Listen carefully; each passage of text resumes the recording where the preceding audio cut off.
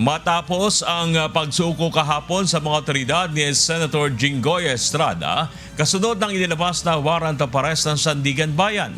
At ngayong hindi mahanap ang kinaroroonan ni Senator Ronald Bato de la Rosa, bunsod ng warrant of arrest na inilabas ng International Criminal Court o ICC. Kapwa may tig, 11 miyembro na natitira ang majority at minority block ng Senado.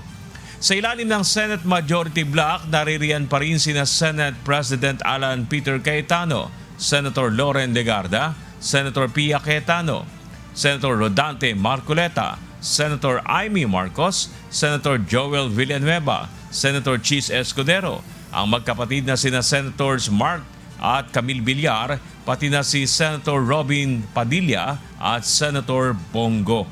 Samantala, ang minority naman ay binubuo pa rin nila Senator Tito Soto III, Senator Pampilo Lacson, Senator Risa Ontiveros, Senator Sherwin Gatchalian, Senator Kiko Pangilinan, Senator Bam Aquino, Senators Erwin at Rapi Tulfo.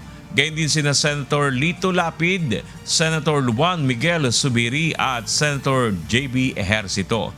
Dahil sa kapwa-parehas na bilang ng mga miyembro, pinangangabahan ng posibleng legislative gridlock o hindi makapagsagawa ng official business sa Senado. Nauna na ang isinusulong ng ilang miyembro ng Senate Majority na payagan ng pagboto ng isang senador sa pamamagitan ng teleconferencing.